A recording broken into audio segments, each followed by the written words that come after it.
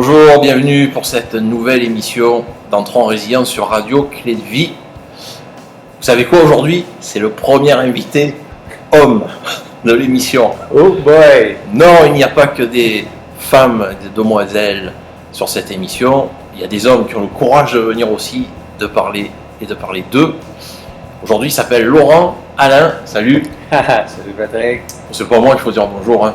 C'est eux l'important. Bonjour à vous tous, ça me fait plaisir. Donc il est là en chair et en os, c'est un habitant du lac Beauport, comme moi, on s'est déjà croisé à quelques occasions. À quelques occasions. Écoutez bien ça, là, parce que ce bonhomme, là, avec son physique de jeune premier, il a un parcours qui est quand même pas banal, pour le peu que j'en connais en fait, parce qu'il est loin de m'avoir tout dit, c'est pour ça que j'espère aujourd'hui avec l'émission creuser un peu plus loin la bestiole, comme on dit. On va parler d'éveil de conscience. Ne me demandez pas à moi, je ne sais pas trop ce que c'est, mais je peux vous dire que le bonhomme à côté, il est vraiment éveillé et qu'il a vécu ça, cet éveil, de ce que j'en ai compris avant l'émission, au travers d'épreuves, de remises en question, etc.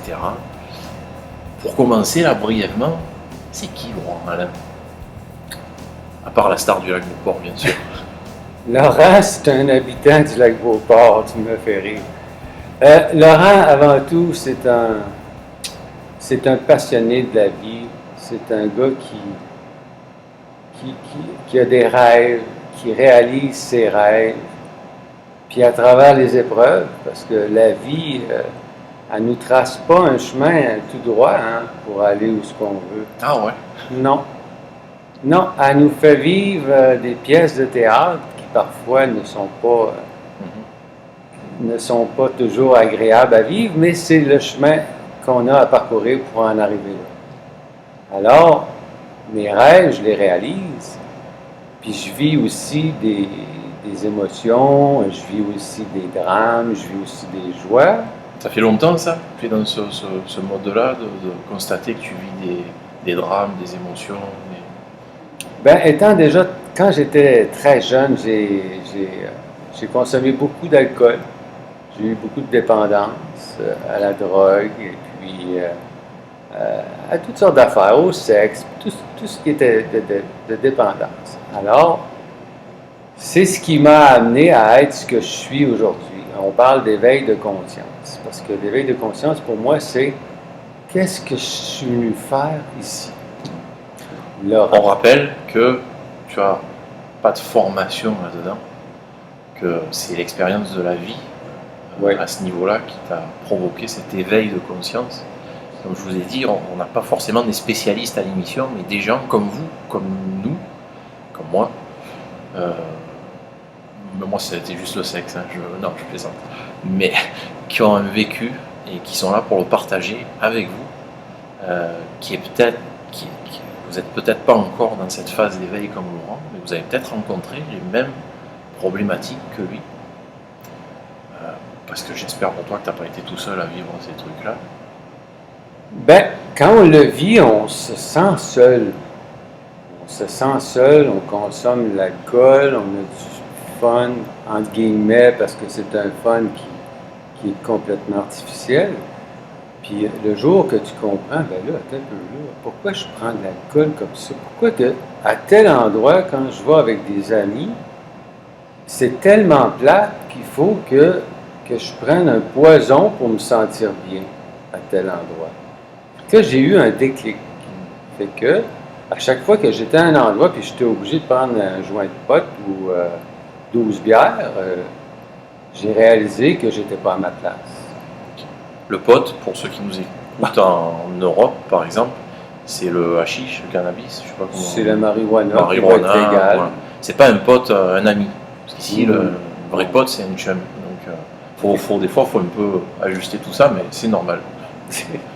Mais quand tu dis que c'était plate, c'était ennuyeux en fait, d'arriver dans ces soirées-là sans boire, si on parle uniquement de l'addiction à l'alcool, c'est parce que la soirée était ennuyante ou parce que toi, tu te sentais pas bien si tu consommais pas? Ben, je me sentais pas bien, comme par exemple d'un 5 à 7 dans un bar. Si tu es dans un bar et que tu vois tout le monde prendre l'alcool, puis toi, tu es à jeun, hein, fait Ouais. que Ouais, ok. c'est dans ce sens-là. Ah ouais, ok. Ça, est-ce que ça l'a fait sur tous les types d'addictions que tu as vécu? Oui, parce que, en fait, c'est pas l'alcool le problème, puis c'est pas la drogue le problème, c'est plus profond que ça. Il faut aller à la racine. Ouais. Pourquoi que j'ai besoin d'avoir une addiction dans quoi que ce soit? C'est de là ma question. Que c'est que je suis venu faire ici? Pourquoi je ne serais pas capable d'être heureux en buvant de l'eau, en allant jouer dehors, puis respirer de l'air pur, puis en allant faire du ski? Fait que là, c'est là que je me suis posé la question. En même temps, on n'est pas des grenouilles, comme dirait Martin Dallaire. On ne boit Non, pas que de l'eau, c'est correct, mais c'est sur l'excès. Tu avais besoin, c'est sûr tu avais l'excès. un comportement excessif, c'est ça? Oui. Puis, dans le fond, ce que je crois, c'est qu'on est venu ici s'incarner pour vivre des expériences. Mhm. Hein? Dans la dualité, si on veut vivre le chaud, ben, il faut connaître le froid. Hein? Ouais. Hein? Dans le tout, il y a tout. Alors, si on veut vivre une expérience d'amour et haine, ben, quand on retire la pièce qui a d'un côté amour, il ne faut pas oublier que de l'autre côté, il y a la haine. Puis on se doit de vivre les deux pièces, on se doit de vivre les deux côtés de la pièce. Puis de ne pas se mettre la main sur un œil, puis de juste vivre con, pas con. Ouais. Tu comprends? Ouais. Alors, ce que j'ai appris, c'est que quand on retire la pièce amour et haine, ben oui, tu vas vivre l'amour. Mais il ne faut pas se mettre la main sur l'œil pour dire « Ah, moi, la haine, je ne veux pas la voir. » Non, elle fait partie. Puis même si tu ne veux pas la voir consciemment, elle va apparaître dans ta vie inconsciemment. Alors, si tu ne vis pas les deux pièces, les deux côtés de la pièce, ben, tu vas vivre, être malheureux toute ta vie. Il faut, j'ai appris que ce qui est dans ta vision t'appartient. Alors, Ouais. C'est marrant parce que ça ressemble un petit peu au schéma qu'on va rencontrer chez nos enfants, hein, qui ont besoin de tester les limites de l'autorité, de ce qui est bien, de ce qui n'est pas bien, pour constituer un cadre, quelque part. ah oui, Là, quand tu passes de la haine à l'amour, hein, on dirait que c'est un petit peu la même chose. Et qu'est-ce que c'est, enfin, est-ce que tu as eu de l'aide à ce moment-là? Qu'est-ce que c'est, par exemple, sur cette histoire de vivre l'amour et la haine, hein, d'assumer ça, qui du jour au lendemain t'a allumé, de dire non, là, je suis trop dans l'excès, ou est-ce que ça a été instantané, cet éveil de conscience dont Pas tu vraiment. parlais? Pas vraiment. Parce que si dans ta vie, tu retires la pièce con et pas con, Mhm. hein, tu rencontres dans ta vie des gens gentils, ah, c'est moi ça, les gentils. Et quand tu rencontres un con, tu dis, ah, c'est pas moi ça le con. Moi je suis pas con, moi je suis gentil. Puis tu te rends compte que c'est l'autre face de ta pièce. Alors, si tu ne vis pas les deux faces de ta pièce, tu vas toujours, l'univers va toujours te redonner ce que tu ne veux pas voir de toi-même. Ok. Et que le con que tu rencontres, dis bonjour parce que c'est toi aussi, le con. Ouais. Ouais, puis il y a la part de jugement, voire de préjugé, pour déclarer quelqu'un de con, comme tu dis là. Ouais. Donc première conclusion, Ouais. aimez-vous, Oui. mais aimez-vous aussi, et soyez con, faites des folies éventuellement, Ben oui. pour se trouver, quoi. Ouais. Il faut se trouver parce que la vie nous fait vivre ce qu'on est venu vivre ici. Encore une fois, on n'est pas dans du coaching ou du traitement avéré qui marche à 100%. Hein. C'est le témoignage d'un homme, d'un humain comme vous, comme moi. Tu parles d'éveil de conscience, ça passe par la prise de conscience aussi. Tout à fait.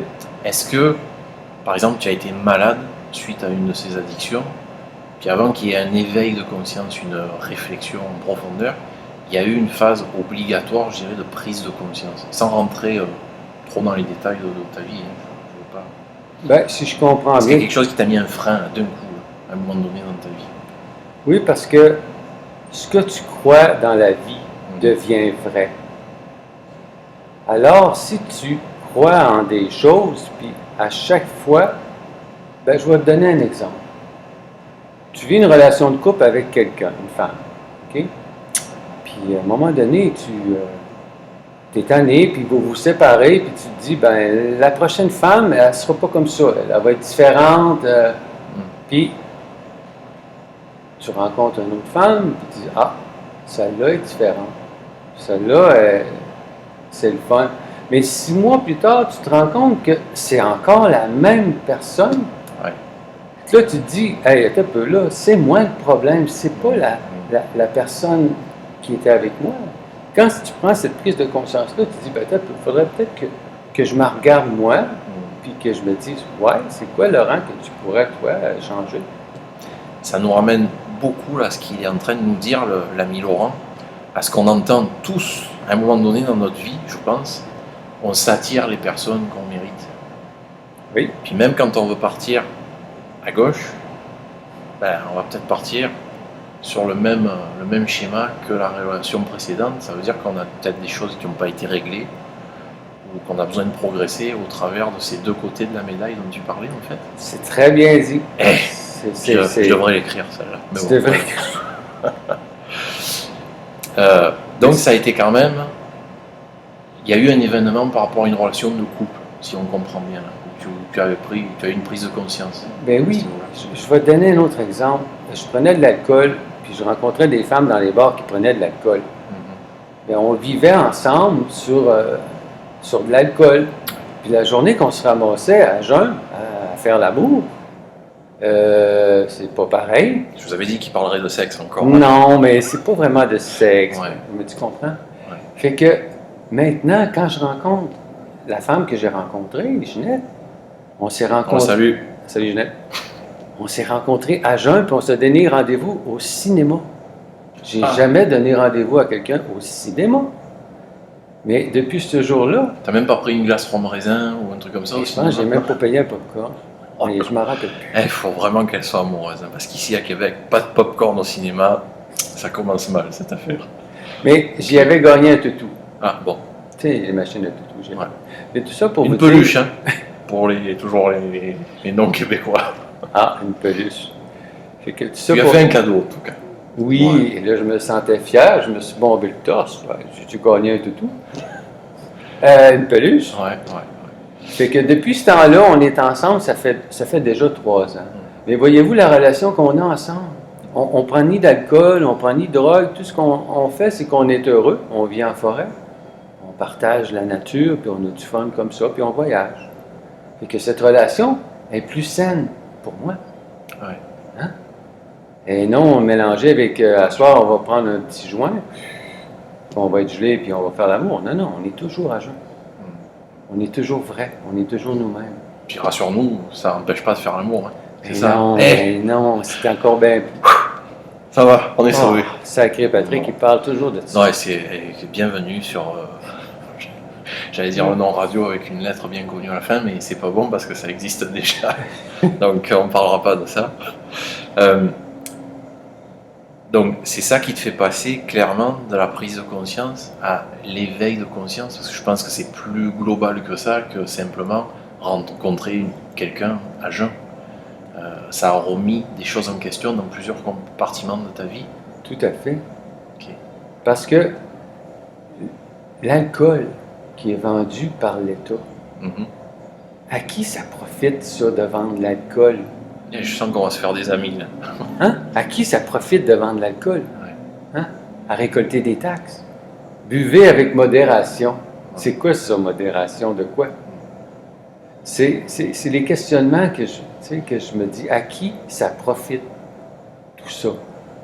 En fait, c'est mon choix de vie de boire de l'eau puis d'être serein là-dedans. J'ai rien contre les gens qui prennent l'alcool. Si vous voulez vivre cette vie-là, vivez-la. Soyez heureux. Il y a prendre de l'alcool. Ben oui. Prendre de l'alcool, quoi. On est là pour vivre. Ouais. Alors vivons. C'est ce que j'ai Donc tu veux dire que ça n'enlève pas le côté épicurien, fait toi dans ton cas, ça t'a pas enlevé ce côté épicurien de dire de profiter de la vie, des plaisirs au maximum, d'augmenter l'intensité. Il y a peut-être eu une phase d'adaptation dans tout ça, parce que du jour au lendemain, plus rien faire sans alcool, sans drogue, etc. Mais ça t'a ramené à toi-même, à ce que tu étais en fait. Ben oui, parce que c'est tous les à côté de tout ce qui est à l'extérieur de nous n'est pas nécessairement, en tout cas, l'a été nécessaire pour moi. J'en ai vécu l'expérience. Je peux vous en parler. Je sais que c'est quoi les dépendances. J'en ai eu plein. Je les ai pas eu toutes, là, je pense pas. Mais j'ai su me sortir de ça par la remise en question du pourquoi, qu'est-ce que je suis venu faire ici, moi, Laurent Alain, qu'est-ce que je suis venu vivre ici. Est-ce que tu t'es servi de, je sais pas moi, de lecture ou de l'écriture, de la peinture? Est-ce que tu as consulté à un moment donné, si tu es à l'aise de parler de ça, est-ce que tu as eu de l'aide en fait? Ça peut être d'autres personnes qui étaient dans le même cheminement que toi. C'est quoi le secret? Mais le secret, c'est d'aller chercher par des lectures, par des vidéos YouTube, de faire des recherches, mais surtout de... Comme aujourd'hui. Hein? Comme aujourd'hui. Et comme aujourd'hui... L'émission que vous êtes probablement en train de regarder sur YouTube ou sur un autre support. Ben, c'est ça. Wayne Dyer est un homme pour moi extraordinaire. C'est un auteur américain. J'ai tout lu ses livres. En tout cas, si je ne les ai pas tous lus, c'est ces derniers avant qu'il meure, parce qu'il vient de décéder. Mais cet homme-là m'a tellement fait grandir. Il m'a tellement donné. Il m'a fait pleurer, il m'a fait sourire. Sa vie ressemblait tellement à la mienne au niveau des parties. Cet homme-là m'a rejoint. Lui m'a aidé beaucoup. Fait que la lecture m'a aidé. Je ne suis pas un gars qui est allé à l'école. J'ai un secondaire 2. C'est tout ce que j'ai. Secondaire 2, ça fait année. 14 ans, ça, à peu près? 13 ans? 6, 7, 9e année. Ouais, ok. C'est tout ce que j'ai. Et tout ce que j'ai appris, je l'ai appris dans la vie. Pour moi, l'école de la vie a été une école extraordinaire. Avec les deux côtés de la médaille. Avec toujours les deux côtés de la médaille. Parce que si tu veux parler de quelque chose à quelqu'un, il faut que tu aies vécu l'expérience. Ouais. Si tu peux pas parler...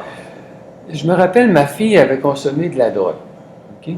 Ou alors ça prend des études, une formation spécifique. Puis même encore... Mais l'école de la vie, ouais. Tu sais, si vous voulez que je vous parle de cocaïne, aujourd'hui, je peux vous en parler parce que j'en ai pris une fois. Ça a duré 4 jours. Quand je suis tombé dedans. Mais je peux vous pas en les parler. effets, là, parce que j'y connais rien. Voilà, non. Pas les effets de la prise de cocaïne. Pendant 4 jours, Ben, t'en as pris. j'ai pris de la cocaïne pendant 4 jours. C'est pas dangereux, ça? Ben oui. D'accord. Je me suis ramassé à l'hôpital. J'étais un excessif. On a failli pas faire d'émission de radio, les amis. Ouf. Ben, j'ai eu des bons soins. Mais tout ça pour vous dire que si je vous parle d'un sujet, c'est parce que je l'ai vécu. Sinon, je ne pourrais pas vous parler de cocaïne. C'est l'histoire de ma vie. J'essaye tout. On est dans une ère de conférences, de médiatisation à outrance, tout ça. Oui. Et je trouve que de plus en plus, il n'y a rien à vendre. Hein. Non. Puis je ne parlerai surtout pas de moi là-dedans.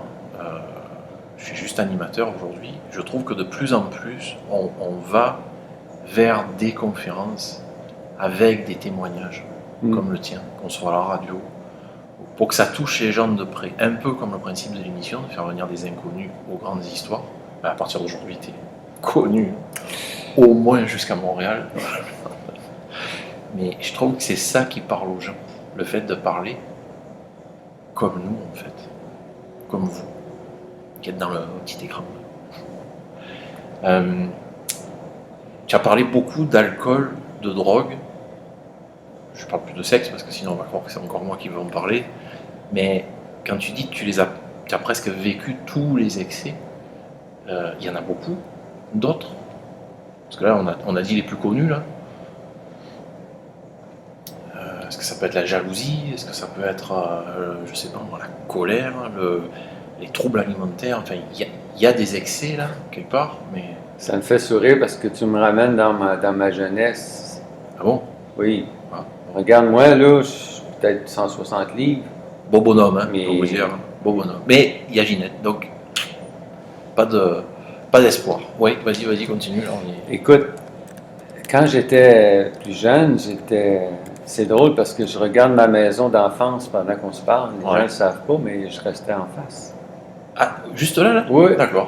Oui, c'est là que je vivais. Puis les gens me pointaient parce que j'étais le petit gros de l'école. Je mangeais des chips, je mangeais du chocolat. J'étais gros. Encore de l'excès. Ouais. Puis si j'étais jaloux, ben oui, je peux t'en parler, j'étais jaloux. Je pensais que c'était ça, aimer être jaloux. Jusqu'à temps que je comprenne que la jalousie est le contraire d'aimer. Ah, j'ai appris ça aussi. Alors qu'on nous dit souvent que c'est complémentaire. Eh mon Dieu, non. Que pas pour moi. Un ne peut pas se dissocier de l'autre, mais bon. Mais est-ce que tu parles de jalousie à l'époque où tu avais des problèmes de surpoids, enfant, adolescent, ou c'était déjà dans l'âge adulte? Ben, quand j'ai commencé à avoir des filles et à avoir des copines, c'est là que j'ai découvert que ben, je l'aimais, mais j'étais jaloux. Je l'aimais parce que j'étais jaloux. Il fallait être jaloux pour aimer.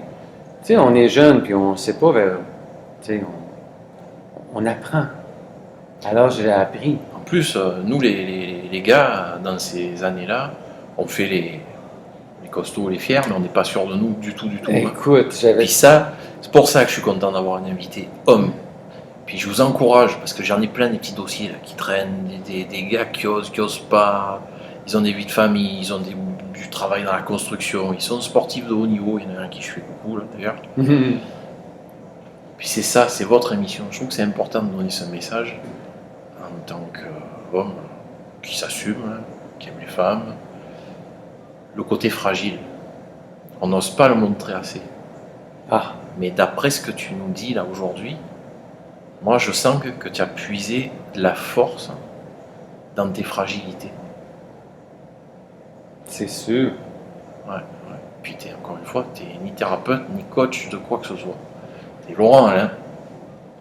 Écoute, j'ai grandi là-dedans, j'ai 54 ans d'âge physique, là.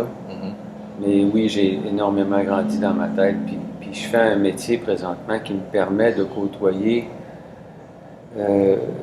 25-30 personnes par jour, différentes, que je connais vraiment pas, mais avec qui je peux partager toutes sortes d'histoires, parce que je fais du taxi Uber, puis je suis rendu à 8000 courses, alors j'ai rencontré minimum, on va dire, 11 000 personnes en un an et demi.